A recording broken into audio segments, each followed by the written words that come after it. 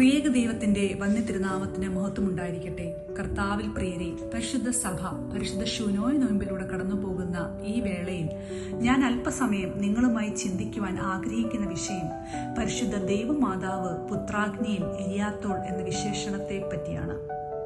നമുക്ക് വളരെയേറെ സുപരിചിതമായ ശനിയാഴ്ച സന്ധ്യയിലെ പരിശുദ്ധ ദൈവമാതാവിനെ കുറിച്ചുള്ള പ്രാർത്ഥനയിൽ ഇപ്രകാരം നാം പാടുന്നു: മോശ ദർശനത്തിൽ സീനായ് പർവ്വതത്തിൽ ദഹിച്ചുകൊണ്ടിരുന്നുവെങ്കിലും ദഹിച്ചു പോകാത്ത മുൾച്ചെടിയായി നിന്നെ കണ്ടു. പുറപ്പാട് പുസ്തകത്തിന്റെ 3-ാം അധ്യായത്തിൽ മോശയ്ക്ക് ലഭിച്ച ഈ ദർശനം ഒരു അത്ഭുതമായിരുന്നു. അഗ്നിയിൽ ജ്വലിച്ചുകൊണ്ടിരുന്നുവെങ്കിലും ആ മുൾച്ചെടി ദഹിച്ചു പോയില്ല. ആ ദർശനത്തിലൂടെയാണ് ദൈവം മോശയെ വിളിക്കുകയും ഇസ്രായേൽ ജനതയുടെ മോചനത്തിനായി നിയോഗിക്കുകയും ചെയ്തത്. ഈ മുൾച്ചെടിയെ പരിശുദ്ധ സഭ പരിശുദ്ധ ദൈവമാതാവിന്റെ മുൻനിഴലായി വ്യാഖ്യാനിക്കുന്നു.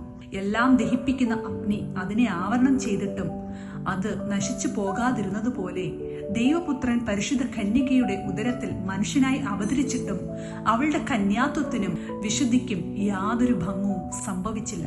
മുൾച്ചെടി പരിശുദ്ധ ദൈവമാതാവിന്റെ ശരീരത്തെയും അതിനെ ആവരണം ചെയ്ത അഗ്നി അവളിൽ വസിച്ച ക്രിസ്തുവിനെയും സൂചിപ്പിക്കുന്നു. നമ്മുടെ സഭാപിതാക്കന്മാർ നമ്മെ പഠിപ്പിക്കുന്നത് അവളുടെ മഹത്വം അവളുടേതല്ല, അവളിൽ വന്നു വസിച്ച ക്രിസ്തുവാണ് അവളുടെ മഹത്വം എന്നതാണ്. ഈ ധ്യാനം നമ്മെയും ഒരു വലിയ സത്യം പഠിപ്പിക്കുന്നു. ദൈവം തന്റെ സാന്നിധ്യത്തിനായി തിരഞ്ഞെടുക്കുന്നത് വിശുദ്ധിയുള്ള ഹൃദയങ്ങളെയാണ്.